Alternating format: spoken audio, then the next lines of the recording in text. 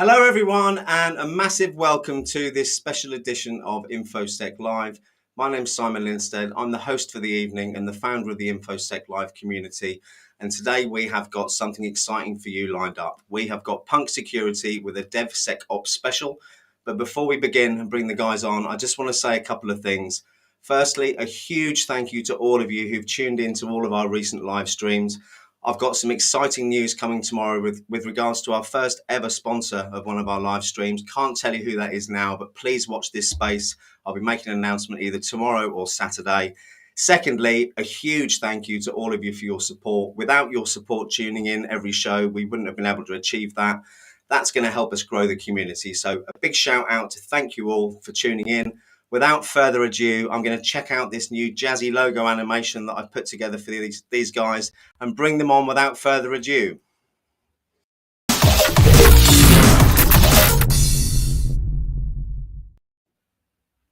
Now, I did try and seamlessly do that so their cameras turned on at the same time, and it didn't quite go to plan. Daniel and Simon, massive welcome. Could I just ask you, let's start with you, Daniel, just tell everyone watching a bit about yourself, please. Yeah, certainly. So my name's Daniel Oaksley. I'm one of the co-founders of Punk Security.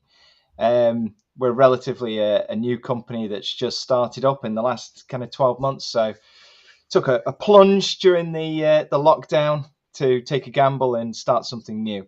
So I come from a bit of a development background, an infrastructure background, but kind of specialized in cybersecurity over the last 15 years. I've done a bit of pen testing. I've done a bit of firewall administration, governance, risk and compliance, the usual standard stuff. But over the last 5 years, I've kind of specialized myself in this idea of DevSecOps or even SecDevOps, depending upon which camp you sit in. And I've just been driving that forward over the last 5 years, and that's what Punk Security is all about, is specializing in that DevSecOps space. So automating cybersecurity tooling into the life cycle of code development for both software and also for infrastructure as code, which we're going to talk about in a minute. Absolutely. Let's talk about recently you've attended some fairly serious events and done some speeches as well. Could you just tell us a little bit about that? Yeah, certainly. So we attended DTX last year to talk about DevSecOps, and then it was that popular. I was requested to do a WebEx afterwards, so I did a quick WebEx just to recap over what we'd already discussed at DTX. And then Simon, the co-founder, who will be talking in a minute, I'm sure of it, he developed two fantastic open source products. One is called pwnSpoof, one is called SMBeagle, and we launched those at Black Hat. It went that well. We were then invited to go to AtHack down in Riyadh, and wow. I'm attending B-Sides Dublin next month to also talk again about one of our open source tools. How exciting. Now, Simon, you're not going to get away with sitting there in silence the whole show. So Daniel's told us a bit about his background. Just give us a bit about where Simon's from.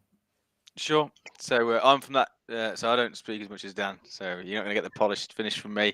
But so my background is very much infra. So I've come from traditional infrastructure background. I started off in the forces actually, and then infra background. I've worked for finance. I've worked for ISPs doing networking, a lot of BGP networking, etc. So this really strong infra background before I moved into cyber. Been in cyber a good few years now, and then started working with Daniel. When was that? About 2 years ago now, in the DevSecOps space. So yeah, moving away from DevOps and bringing that infra skill set to deploying stuff as code, to then just baking security in. And as soon as I saw it, I thought this has got to be the future. It's a massively growing area, that's for sure. I know we've only got an hour and we've got lots to go through. So if it's okay with you two, I'd like it to be as interactive as possible. So as we go through, is it okay if people have questions to drop them in the chat and we can try and cover them off? I want to try and get people to learn as much as they can from this, because we're going to start off talking about containers. And I suppose the place to start is, what is a container? So shall we start off with that, Simon? Do you want to lead us into a bit about containers? Yeah, sure. So obviously, when me and Dan normally sort of speak with clients and stuff and do all that DevSecOps piece, there's an assumed knowledge around containers, right? And how do we put workloads and applications in containers and all the benefits that brings to us. But actually, when we speak to juniors, which is why I wanted to bring it up on the call today, it's such an amazing bit of tech, and not many people get exposure to it still. Containers have been with us for years now. But especially in the junior space, people aren't interacting with it. And actually, traditional enterprises and stuff are still quite resistant to take on container technology. Why do you think that is? I think it's new and scary, right? So that people, even when we've shifted from physical to virtual, there's resistance to change there, moving to virtual, and everyone thinking, I'm not going to get the performance out of virtual that I do out of physical. But then you still had, the system that you're interacting with is still very much like the physical system you're used to. Whereas containers shifts that dynamic, right? We're now interacting with things that haven't got console access and GUI access. You haven't got this full system. You just got an application. Yeah. Change is always scary for people, right? It is. I mean, change is the biggest barrier to anything moving forward, and you see a lot of resistance to change, not just in this industry but everywhere. So, let's talk containers then. Why are they a game changer? Why do they make a difference, and what do they do? So for us in security, I mean, we can demo launching a container in a moment using a platform called Docker, and I think Docker really made containerization mainstream. Containers have been around for years on Linux, but Docker really made it accessible. It's really game changing for containers. We can see that in a minute. When we start to look at containers, we can take an application that we want to look at, and loads. If you're looking at open source products now on GitHub, in all manner of stuff. So we use sort of GoFish for phishing platforms. There's an IP address management solution that I'm a really big fan of called Netbox. I've put some code in there, and you can get these as a containers, and you can have this product available for testing in 30 seconds. And coming from that infrastructure background that I'm from, wow, to get a product to a point where I can evaluate it in 30 seconds compared to 2 hours of clicking through a GUI and looking in logs, and it's not quite happy with my system and what version of hot fixes I'm on or the database I'm using, and now I can just run a compose file. And it just seems like common sense to me. Yeah, exactly. So everyone's a winner, really. From infra side, you get something that the developer knows is a bundled environment that works, and the developer's happy because he's not going to support 50 different types of infrastructure. So containers, yeah, absolutely. Do you want to show us how one works? Yeah, absolutely. Let's just see if we can do this. I might have to get rid of the chat off the screen. We'll see what happens when you bring your screen up. I know. I really want to get to some of those questions, but it's really good, but it's distracting, isn't it? Because you're like, it is so distracting. Yeah, I normally have my 16-year-old son who's doing his technology levels. He normally helps a bit, but he's staying at his girlfriend's tonight. So I'm literally trying to read those questions and think about what I'm saying to you as well, which as a man is quite difficult. But okay, let's give this a go. I'm going to try and share a window here let's answer Carey's question quickly that he's just stuck in. So he's running Ubuntu 20.04. How easy is it to work with containers? It's an absolute piece of cake. So all you need to do is just quickly install the Docker application. I think it's apt space install space docker.io. Install the Docker daemon and then do exactly what Simon's just about to show you on the screen. Brilliant. Thanks very much, Daniel. There you go, Carey. Yeah, so there's what we call containers, right, are imagine like an image for how you want the application to run. So it's going to have some dependencies in there. And typically you can build these yourself, and we can talk about that in a minute. But typically you're going to pull them down from a registry, and that's always been conventionally Docker Hub. So if you go to Docker Hub just in Google, or sort of the search engines are available, but probably terrible. You go to Docker Hub, you can search it now. Give me an Nginx image, give me a GoFish image, give me the Netbox we talked about earlier, or Ubuntu CentOS, and there's a repository for images.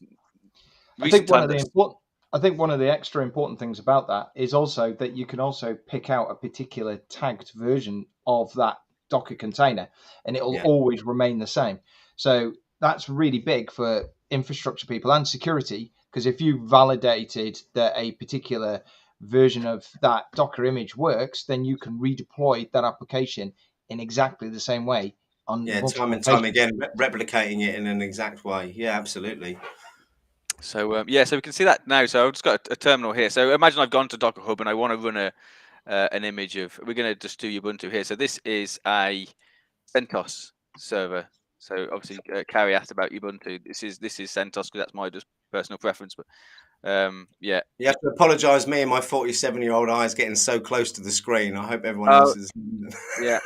Let me just. I think what we did last time, didn't we? To try and just make it smaller and then it scales. I think it's just my eyes. That's much better. Much better. So this box we're running on now is CentOS 8 stream.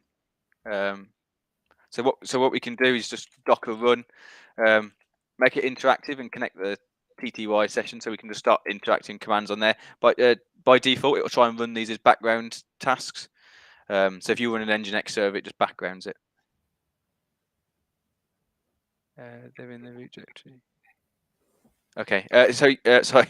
Stop looking at the chat. You're reading that chat again, aren't you? I am, sorry, yeah. So if we want the Ubuntu image, we can go and grab that. Hey, Jeremiah. Yeah, it's confusing. Hey, 2 Simons. I know. Yeah, it's terrible. So now we have a Ubuntu image, right? So we're in there. This is the container ID that's seen as the host name. If we go back and have a look at that release, we are now in the Ubuntu image, right? So if we want to now test the Ubuntu app, we can do that. I'm just going to remove myself so people can see the screen better and leave you two on for a moment, all right? Sure. So we've got apt-get, as you'd expect from a Ubuntu Debian-based image, right? We're using Yum.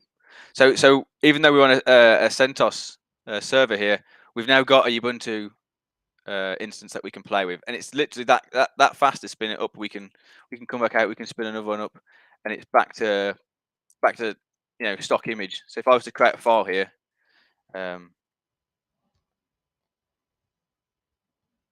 it's just created that file. Because this is a non-persistent image, we can go back in and that file's gone. So we can spin up new images, we can trash an image and then go, oh, well, I'm going to bail out and do it again. We can use, when you're pen testing and you use something like Kali Linux, you can run Kali Linux as a container at the end of the engagement, get rid of your container, start a new one. So the power of this is just huge, right, compared to provisioning with a VM traditionally. It is also important to point out that you can also give these containers persistence by passing through a folder from the host operating system into the container as a mount point inside the container. That gives you multiple ways then of being able to spin up. Say you've got a Splunk instance or an Elastic instance, and you want to keep that database, but you don't want to have it running continuously and running continuously in the background. You can shut the container down and then start it back up again, and you get to keep all that data that you've already ingested in. Are there any challenges with using containers? I mean, at the moment, it just seems like all positives. Yes, there are certain risks to running containers. Some of those are if you don't run the container correctly, or you pass through the container, what we call SOC, or basically give the underlying container access to the host Docker system, you can run yourself into problems with session breakouts. There are also ways of being able to run the container with a non-privileged account, and that's something that you would typically do if you're going to build your own Docker file. We can talk about that another day, because there are certain things that you should do and you shouldn't be doing. Okay, Simon, is there anything else you want to show us on here before I start quizzing you about a few things in detail around this? I don't think so. I think what we're quite happy with this, we did discuss this about the demo, and we can nip into stuff here like building container images and stuff, and actually it's quite trivial. But to get that in this demo, it might look complicated. I don't want to put anyone off. I'd rather. Yeah, no. I mean, I think it's definitely not complicated. I think most of the people watching, I mean, Kerry's obviously quite engaged. I know he's learning heavily on Linux at the moment, so this is obviously ringing true for him. Let's talk about.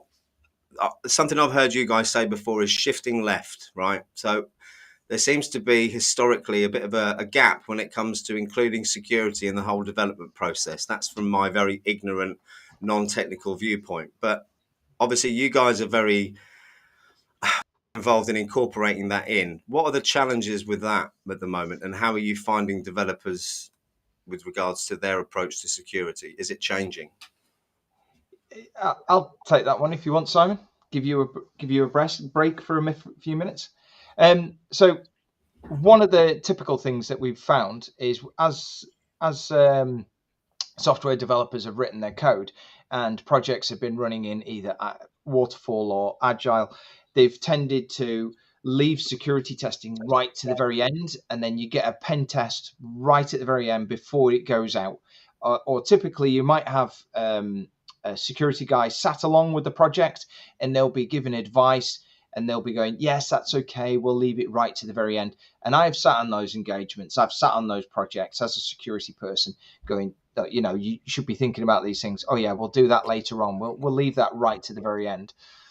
And that idea of shifting left is basically, rather than doing security right at the very end as you're releasing the product and then discover it's full of vulnerabilities that somebody's got to which is the traditional way, Daniel. Yeah, exactly. In the traditional way, you try and move some of those security tests further left. So rather than doing like a big pen test right at the very end, you want to be doing kind of little security tests. So one of the ones that I try and encourage companies to do to start off with is look at running something like Git leaks and just checking your source code for private keys or APIs or passwords, those kind of things. And if you discover them, then deal with them. Get them out the source code immediately, because you shouldn't be storing passwords and our secrets in source code. And you'll be amazed at how many times we find stuff.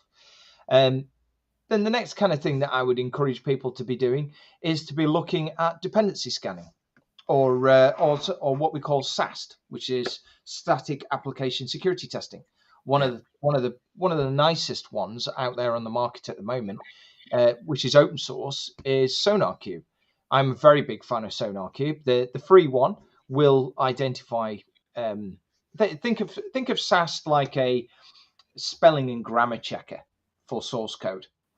It'll pick up on the low-hanging kind of security issues, and it will also it'll also help you with some best security practices. So it'll maybe find that you've set a parameter but not actually defined how big that parameter is, which could lead to a security vulnerability down the road. And you can then automate these. So then as the developers are pushing stuff into Git or into a source code repository, you can then start automating running these security checks and creating tickets and assigning it to the backlog for the developers. I've just seen Mohammed's question there about what's the difference between virtualization and containerization. I'll quickly answer that for you, Mohammed. The difference, I like to think of this as a nice, easy way of being able to explain it. Is virtualization is where you've got the whole everything in the operating system. You've got one kernel, and it's got its own memory space, and it's got its own processing power and everything. Think of it as like a house. It's got its own power lines. It's got its own driveway. It's got its own water feeds and what have you. Now, containerization is a little different. It's more like an apartment block. Each apartment might be different sizes. Like the penthouse at the top might be 2 bedrooms with a swimming pool, and then you might have like 1-bedroom flats or 2-bedroom flats, or even just a just a little bed sit further in. Not all of the flats are the same, but they all share the same infrastructure. They share the same kernel. They share the same lift. They share the same power. They share the same water. So it's a bit like in the server itself.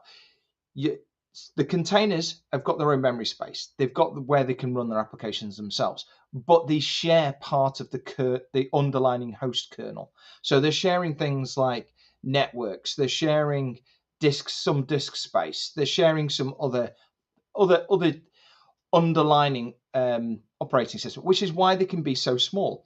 Like a typical Linux container, just a bare bone one, will be 30 meg in size. You compare that to a full blown server that you go and build, that might be 15 gig in size. So that's why it's a little different, is because the container isn't a full operating system. It doesn't have its own kernel. It shares the kernel with the operating system. Hopefully that answers your question, Mohammed. Yeah, that's brilliant. Thank you, Daniel. It made me think about something we were talking about earlier about what is infrastructure as code. You want to talk about that a little bit? Yeah, certainly. So once you've got this idea of shifting left, you can then start thinking of things like using infrastructure as code. So infrastructure of code is, I'm sure some people have heard of Terraform or Ansible or CloudFormation. This is all examples of infrastructure as code, where you have a script that interacts with a set of APIs to do something. Now, typically, I will use Terraform for building infrastructure. So I will typically use Terraform for going and building my EC2 instances in AWS, or deploy my WAFs, or in Azure, I'll go and deploy my networks, or whatever it is that you want to deploy. You'll deploy your basic infrastructure. Then to configure it, you can then call something called Ansible. Simon's a big fan of Ansible, and I'm sure he'll talk more about that in a second. But Ansible will allow you to then go in and start configuring that new infrastructure that you've spun up, and then that way you can then rapidly deploy. And people do this as their BCP, or business continuity plan. You can redeploy your network in like 15 minutes. If you completely flatten it and destroy it and it's going completely compromised and it's gone, you can run these scripts and spin up an entire infrastructure in like 15-20 minutes. Simon and I have been doing it with building complete Kubernetes environments, all pre-configured, unique Kubernetes clusters, all done, secured, deployed out in 20 minutes. I think you might have just answered that question before it came up, Daniel. Oh, what was that one? No, my question is, should I learn Docker, Kubernetes, or both? So the easiest option is to learn Docker first, because once you understand what Docker is, you can then move into the world of Kubernetes. If you don't understand the world of Docker and how Docker works, because you can create virtual networks inside the Docker system, you can still deploy out a bit of a service mesh. You can use traffic or something like that. My advice is to learn Docker first, then transition across to Kubernetes. Simon, would you agree with that?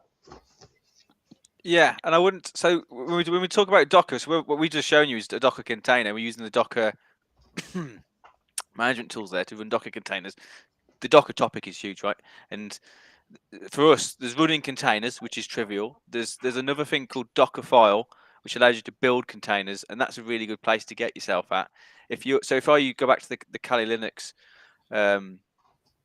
sort of what we discussed earlier about using Kali Linux images for pen testing or hack the box or whatever you might be doing. This is InfoSec Live, so I presume you're all hacker types. With a Docker file, what you could say is, right, I want a Kali Linux image, which is quite small and it's going to load really quick and really fast. And I'm going to load in some tools, so Metasploit, SQL Map, Nmap, the tools that you're going to use for enumeration and attacking hack the box traditionally. You put those in the Docker file, and then you can build your own image then. So now, actually, rather than every time I launch a Kali container, I've got to install some stuff before I'm ready to go. Like maybe you want to put your OpenVPN connection in for your hack the box, whatever. You can just put this in the Docker file, which is, again, infrastructure as code. It's just a list of commands you want to run in the container during that build step.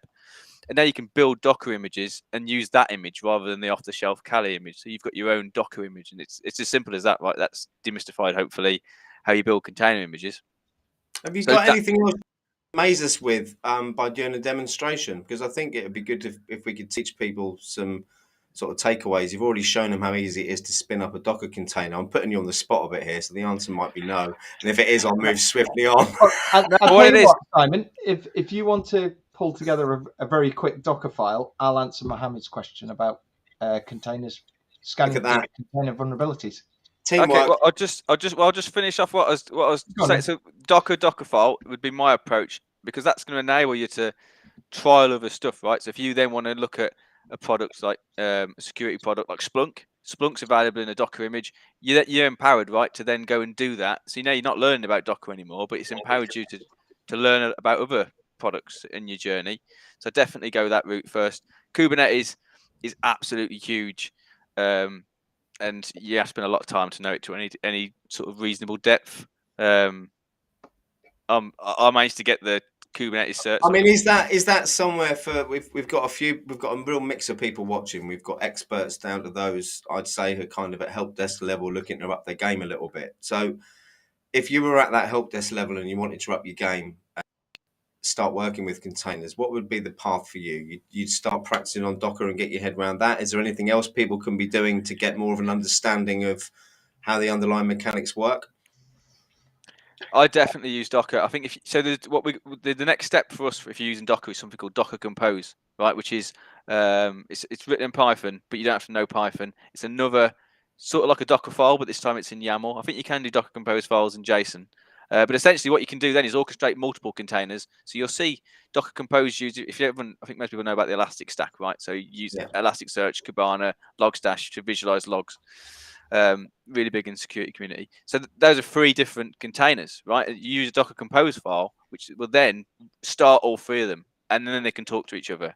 So that is the way of orchestrating containers on a much smaller scale than Kubernetes, and it's perfect for most organizations. It's only when you get to the point where you want to deploy something complicated and scalable that you're going to get into Kubernetes. And if I was on a service desk, there's no way I'd be learning Kubernetes, but I would be very interested in Docker and Docker Compose. It's a bit like me going from CompTIA A+ to OSCP, yeah? Well, so it depends the job you want, right? If you want to get in security, I'd there's always a balance of what you learn, right? And I'd be much more interested, I think, in cloud. And cloud have disruptive products now targeting Kubernetes. So you look at AWS Fargate, for instance, you can run containers there. You haven't got to worry about Kubernetes. Let them worry about orchestrating your containers. So Kubernetes is really good to know, but it's quite niche. So if you want to get in DevOps and DevSecOps, maybe do Kubernetes. But if you want to just learn containerization and those sort of skills, I wouldn't get bogged down in Kubernetes. Docker all day long. Yeah, Docker's very easy. You can even run it on a little Raspberry Pi. I've got a little Raspberry Pi running at home that has that runs Pi-hole and some other little Docker containers for me. I've got one that has an SMTP relay on there as well, and I've even spun up Jenkins on a Raspberry Pi. So really, you can use Docker on almost everything. Docker is supported on ARM chipsets as well as main x64 systems. Okay. And with Simon also something else you wanted to cover off while Simon whips up some magic, did you say? Yeah. So we were just so I think it was Mohammed that asked the question, how do you check containers for vulnerabilities? Well, there are a couple of ways of being able to do that. You can either use several different tools. Trivy is one of them.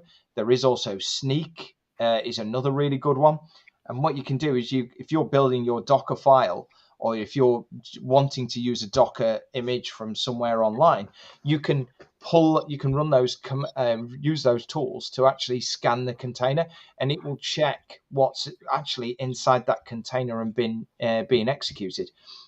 And then you can find out whether it's got a vulnerability against, I don't know, say you've downloaded an Apache container, and the version of Apache has got some RCE vulnerability against it. You just download it and use it, and then wonder why your website's got pwned. Well, you should be scanning those containers. So there's several areas within DevSecOps that I kind of recommend to people to be looking at. One is that secret scanning. Another one is dependency scanning. Then you've got SAST, which is static application security testing. You've then got IAST, which is integrated application security testing. You've got DAST, which is the dynamic stuff, which pen testers know all about, because technically it's like Burp Suite or Zap or Akinetics or any or Tenable, Nessus Tenable, Then you've got containerization scanning, infrastructure as code scanning as well. And there are several different elements, and you need to layer them all up to be able to make sure that what you're deploying out is secure. And then that way, when it comes to being pushed into production, you've already caught whatever their misconfigurations are. And the beauty of infrastructure as code is you can rerun a Terraform script or an Ansible script over the top of itself. And as long as there's no difference between what you've got in the script and what's in production, like somebody hasn't gone in and made a change, the script won't do anything. It's a nice way of being able to verify that what you've deployed is the same every single time. The same as Docker containers and Docker files. It's just that way of making sure that every time you deploy something, it gets deployed in the same way. Okay, so not naive question. So when you guys help me run a CTF in the next few months, wink, wink, nudge, nudge, I take it we'd be using containers for that? Yes, we most certainly would be.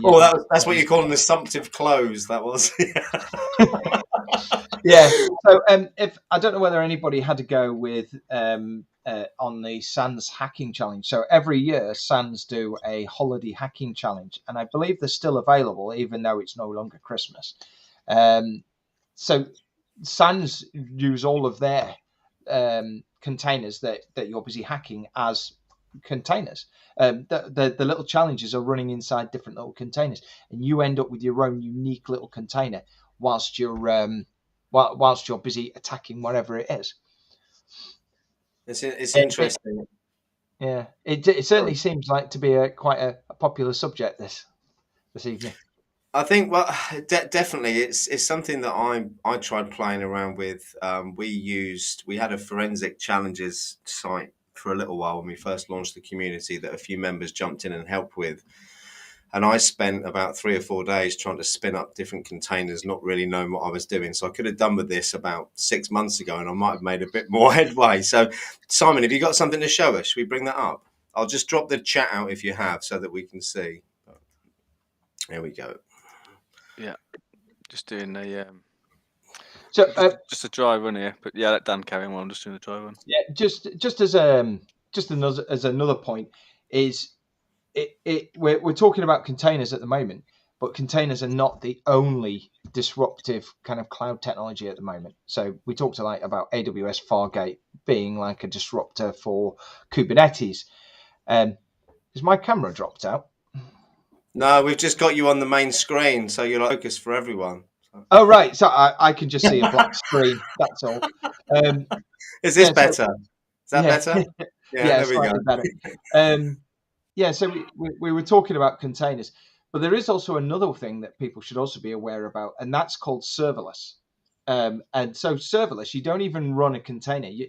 So if you think about these cloud technologies, you've got infrastructure as a service, which is IaaS, and then you've got platform as a service. That might be like you're running WordPress. Then you've got service as a service. So that might be like something like Exchange Online or something like that, something that you're using and you're just responsible for the configuration. Then you've got like containers, which is kind of similar to platform as a service. And then you've got serverless, which is the next level up. So you're not even responsible for running. You're not responsible for the Python engine. A lot of serverless stuff runs in Python, JavaScript. What are some of the other ones, Simon? I think there's a couple, isn't there? There's like Rust, I think you can run. I'm not sure if you can run Ruby now, but yeah, Node.js and I think Python was the first that came up, wasn't it? Yeah, so these things, you're not even having to be responsible for even running a container. You're just you're building a script and then running it. And the beauty of that is that you only ever pay for the runtime cycles. So you can leave your script there, and only when somebody comes to visit your website does the serverless technology kick up. And then you're just paying for them accessing the site, which is normally milliseconds. Wow. So rather than having to pay for a container or a WordPress server continuously running around in the background, you're only actually paying for somebody visiting your site when they actually visit your site. That seems a much fairer way of doing it. Yeah, I mean, there are also other technologies out there. like Cloudflare CDNs and stuff like that. Sorry, that was my Apple Watch telling me I was still walking outside. I don't think I am anymore.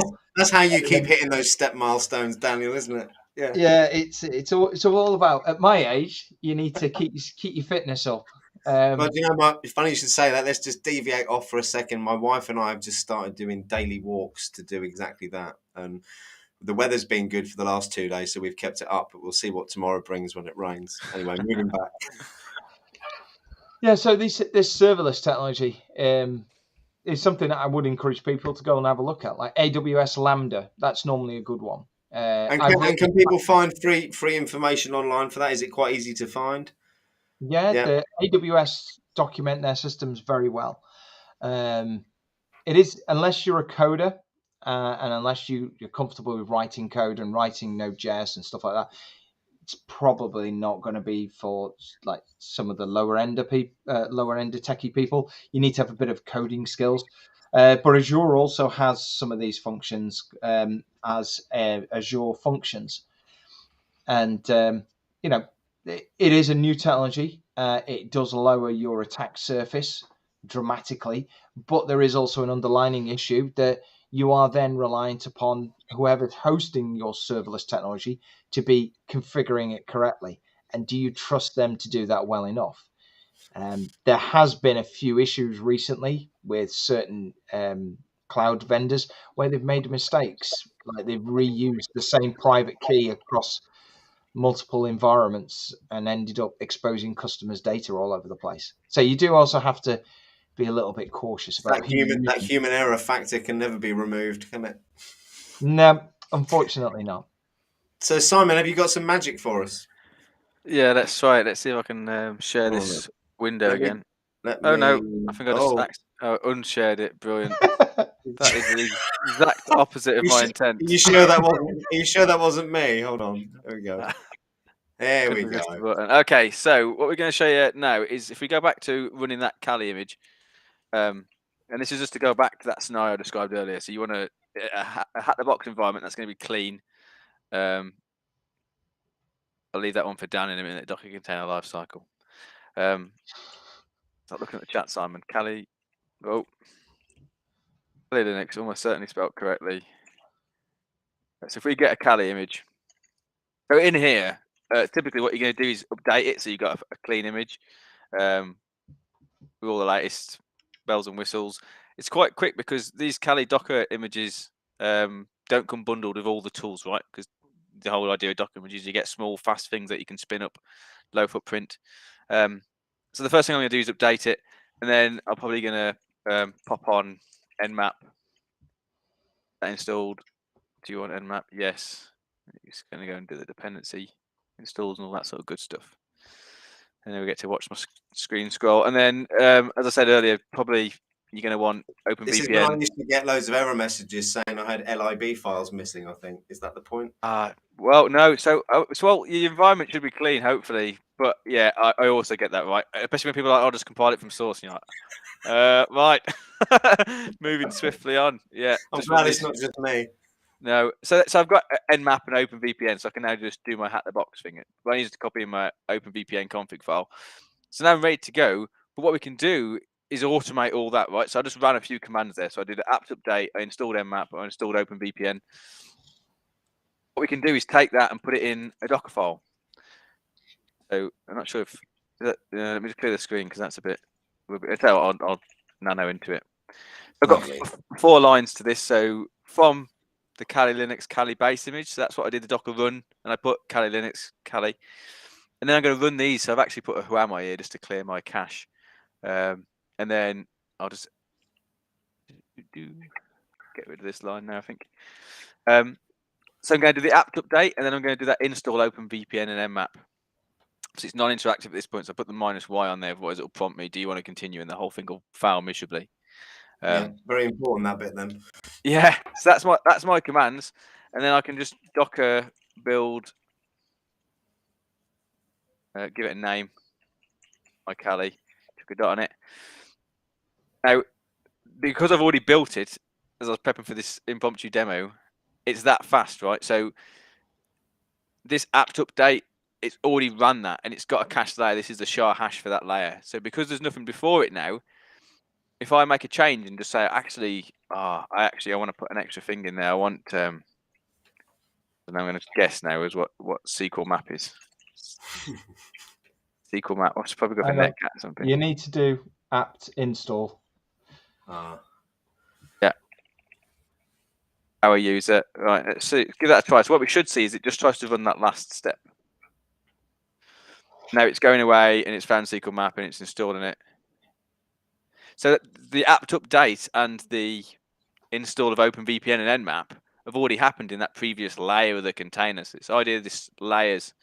So actually, this becomes much quicker because now I'm just installing SQL map on subsequent run-throughs. It is not going to rebuild it. I can force it to rebuild, of course, if I want it to run those steps again.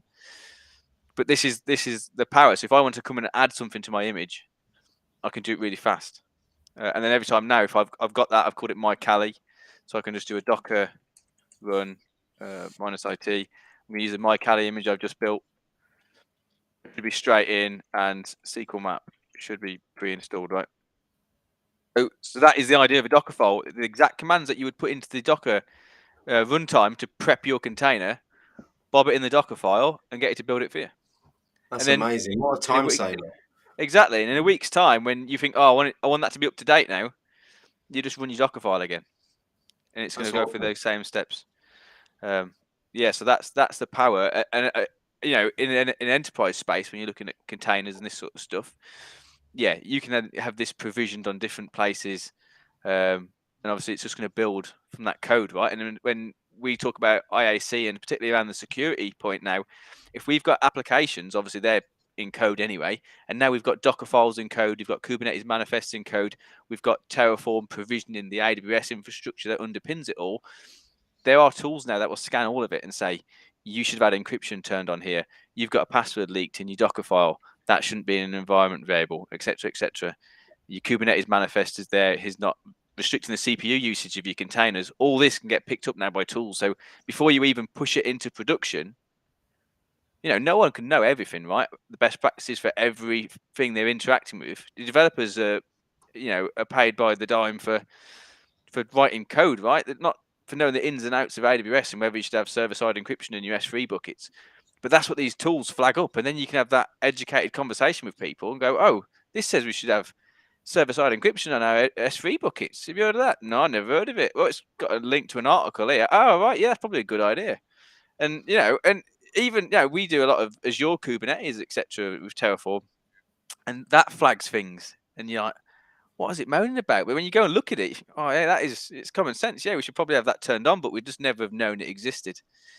So let's focus on. Have you finished sharing the screen now? Do you want me to turn this one off, or we'll leave this on? Yeah. No, go for it. Yeah.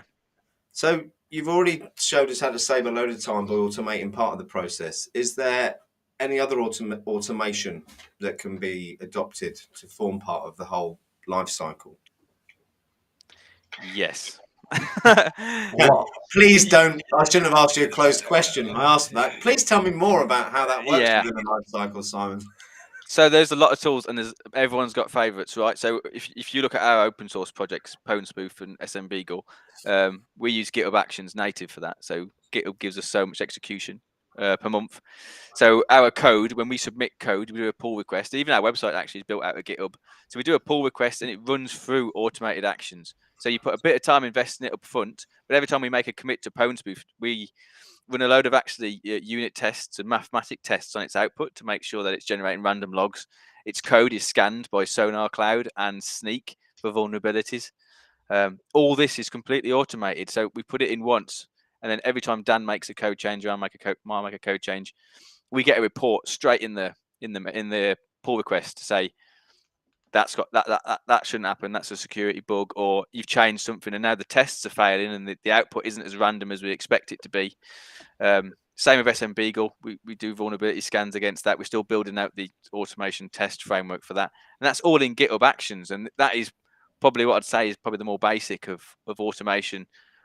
We do projects for clients in Jenkins, Concourse, AWS, which is all Ansible based, GitLab pipelines. There's a lot of ways. The Travis CI is another one. There's a lot of ways to automate these things, and quite often it's not until you've got an idea of what you want to achieve, that you go, actually, the perfect fit for you would be just do it in GitHub Actions because it's close to your source code and it all makes sense. Or actually, you want to do something really complicated. Let's look at Jenkins because it's got loads of plugins, or Concourse because you get a lovely dashboard and you can see this has started failing. When did it stop? Yeah, when was the last time it ran, etc. The dashboards of that tool are really good. So yes, we can automate all of the things, and that's the beauty about this, because in the old world, and I say the old world, it's still probably 90% of compute out there. You're building servers and there's a GUI involved and you're clicking around and running wizards, and by the time you've got it working, you can't quite remember what steps you took to get it working in the first place. It's difficult to reproduce, and those sort of things. There are tools out there that will move a mouse for you, virtually, and click through the wizard, but those things are absolutely painful to automate. Whereas, when we talk about infrastructure as code and this sort of stuff, it's command line, isn't it? It's built for automation. Absolutely. So I don't know if you've already answered the Docker container lifecycle question that Mo popped up, but I thought I'd just bring it up to see if there's anything you want to elaborate on that. Definitely throwing that at Daniel. Yeah, I think he knew that as well. I did kind of know that was coming. So it's definitely not coming to me. Building a Docker container is very much the same as any other piece of infrastructure that you might want to deploy. You're going to start off with designing your requirements. What do you need to install? How do you want it to run? You're going to design all that. You're then going to build one of these Docker files that Simon was just showing you. And then you'd maybe want to push that up into GitHub or GitLab or Bitbucket, whatever your source code repository is, to store it for later on, rather than storing it on your local machine. At that point, you can then run through your various different security scanning. So it'd be things like your secret scanners. Then you might want to run your Trivy or your Sneak scanner to verify that the container you've built hasn't got any vulnerabilities in it and hasn't got any secrets in it. Then you might want to actually build it itself. So one of the tools that I really like for building Docker images is called Canico. I did a blog post on this a few weeks ago. So if anybody's interested, across on Punk Security blog post area, there's a blog post about how to use Canico. And what Canico can do is it can build a Docker image inside a Docker image without exposing the host, the Docker host, which could lead privilege escalation. And then you post that up into something like hub.docker or wherever your Docker repository is. You'd use it for a period of time, and maybe a couple of weeks down the line, you might find that there's a vulnerability that's been released, and you might want to go back and rebuild that Docker, pull back out your Git, your Docker file, rerun through the security tools, update everything that's inside it, and then re-push it back up into the Docker repository again. And it just keeps rinsing and repeating like that over and over and over again until eventually you get fed up with the Docker image and delete it. And then start again. Yeah. I'm conscious that we've only got probably about 7 or 8 minutes left. So what do we want to focus on at the end? Is there anything that we've missed, what we've been talking about today? I'm just looking briefly through our little. The only thing I will say is when we talk about shift left security, there's two reasons for that. Right, one is, and this is what the salesman will tell you, is it makes sense, right? I don't know if you've got any developers watching the stream today, but if you write code and I check it in and it's all lovely, and then 6 months later someone tells me there's a problem with it, I've completely forgotten. I know kind of what that feature does, right? But 90% of the implementation's forgotten, so I've got to go back and reinvent some of the way that I've done that code to make it secure.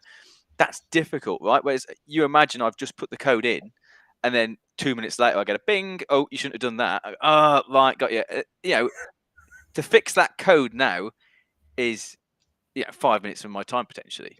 Whereas in 6 months' time, when the pen tester tells me or Mr. Hacker tells me that there's a problem, not only have I got to get my back in the headspace and fix that code and any other features that were dependent upon it and all that sort of stuff, I've also got to engage with teams to get it into production and all that good stuff. So we call shift in security left is the cost saver ultimately. Yeah. But the other reason that it's so important nowadays is when we talk about Docker and these ability to run workloads so quickly and easily, what developers have responded with is, rather than having an application that is your web server, you look at like Netflix, right? Rather than having like a monolithic app, which is Netflix, it might be 1,000 different microservices, one serving playlists and recommendations, and one streaming media, and all these different things interacting with each other. So now we've got potentially, I think they use Kubernetes. I'm not sure actually, Netflix, but they'll have all these containers interacting with each other. And now we're deploying containers, and each one will have its own little network policy, tiny little network policy, and different things it can do inside the container, and all these different manifests, etc. And how on earth does a security person now keep on top of this new world, right? Where instead of just like a firewall I've got to worry about, I've got 1,000 different containers all interacting in different ways with. I think, as you're saying, unless you embed it into the process from the start, you can't, can you? Yeah, No. exactly. You need that visibility, and what Dan will talk about a lot. I mean, I know we've talked about people being resistant to change, which is human nature, but everything you've said tonight just makes so much sense. And how do we convince developers that it needs to change? What do the professionals in the industry need to do to make that happen? Embrace change. I think the other thing is, developers are there. They're really competent in their code bases. They've been asked to learn things that they're not familiar with. They're not familiar with infrastructure and deployments and that sort of stuff. And sometimes it's just seeing this in action and going, yeah, that makes sense. I think that's definitely still needs to happen. There's still a lot of holdouts. I think, I think it's too difficult. It's too much effort. And there's other concerns that we could talk about, all night, around how do we get logs out? How do we correlate that back to the app? Because these things are so transient. When they scale, how do we say this log belonged to that? How do we monitor it for CPU and memory and all that sort of good stuff that they want to do? Load balancing. There's a lot of big challenges, but they are. It's a lot of opportunities. A lot of opportunities come with that as well, though, don't they? Yeah, absolutely. Were you trying to climb out of the window then, is what I want to know, because that's what it looked like. No, I was trying to let the cat back in. I don't know if you've heard, I've had the dog barking at the door for the last 10 minutes, so I wouldn't worry about it. So we've got a couple of minutes left. I want to try and finish up within 2 or 3 minutes. I'm keen to have you guys back on. Is there a topic that I can get you guys back on to kind of expand on and give people a bit more information on? Any suggestions on that? Or am I assuming you'll come back on wrongly?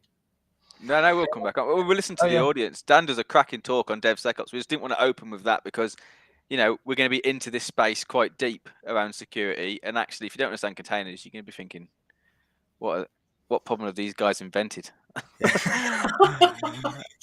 Sure, that's not true. I'd like to focus on in the future SMBeagle as well a little bit and talk more about what that does, because that's an amazing thing, isn't it? Yes, yeah, I really love that. I wrote both of them with Dan's help, of course, but pwnSpoof was my favourite originally, but SMBeagle's sort of taken its limelight now, mainly because I use it on pen test engagements, and it's just game changing for me, at least.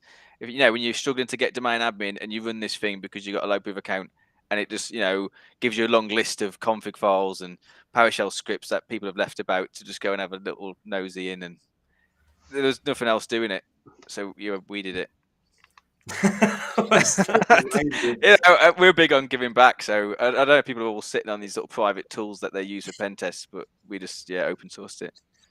I think it's the only way we're going to win the kind of battle that's going on at the moment. I mean, it's scary times without getting into politics at the end of the show. I mean, we're all in the UK on this call, and we're on a flight path for military planes, and we've had a lot of activity going on over us the last few days, as you can imagine, and it's scary times. And cybersecurity is becoming more and more prevalent in the news and everywhere, and it's not going to be until people start adopting security from the start that the problems start to go away a little bit. So both of you, thank you so much for your time. Daniel, have you got any words of inspiration you'd like to say before we close off?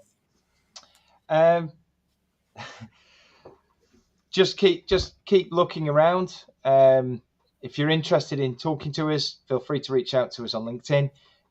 If you guys decide in the community you'd like us to come back, I can come and I have developed a little bit of like a Docker introduction training course, which covers like how to use the various different Docker commands and also how to build a Docker file, and then how you mount in volumes and how you can make your Docker container exposed to the network and secure and basically build it in a reasonably secure manner.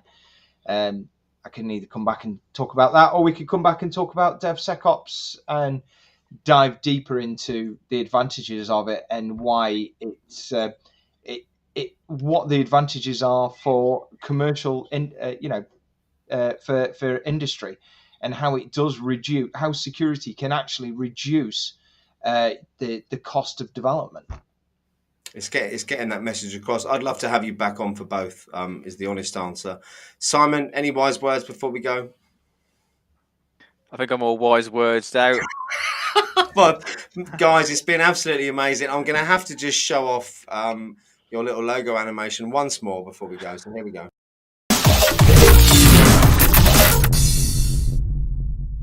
For anyone who doesn't know, that's Punk Security's logo. This has been Simon, Daniel, and Simon on a DevSecOps special. Thank you so much for tuning in. Simon and Daniel, thank you so much for your time. I'm going to play out now with our usual video from our community members telling you a bit about InfoSec Live and what it is we're up to. Simon and Daniel, thank you. Viewers, thank you. See you all again soon. It's been so great to be part of this awesome community where you can learn, get potential jobs, and this is the part that the community has helped me the most, being able to get a great contract in security, and thanks for this. You don't have to be super experienced in order to contribute. They really foster a sense of community, and they encourage everybody to contribute anything that they can, regardless of whether you're just starting out in your career or if you've been in a career for decades. I like the different challenges that they have, the different pathways that you can follow, the fact that you can join communities that are specific to you and your needs. It's a new and growing and thriving group, and I'm really proud that I was able to be a part of it from almost the very beginning. It's given me a community I could lean on, and the people in there are always willing to help. I've also gotten to break into cybersecurity because of InfoSec Live, and I'm very grateful for that. Cybersecurity professional or are trying to become one, you need to get onto InfoSec Live. Whether you brand new to the field, whether you are pivoting from another IT career or you're pivoting from a non-IT career, this is the place for you to. Also, even if you are an experienced professional, there will be something here that you can learn. InfoSec Live has been great for me because it's brought me closer to other like-minded people, and I've been able to pick the brains of some real industry experts that are also part of the community. To the right place, because listen, let me tell you that InfoSec.live is everything that it claims to be. A vibrant community. They've got all that you need on InfoSec.live. Listen, I tell you, InfoSec.live is addictive. Get on board. Come and get addicted. Get on InfoSec now.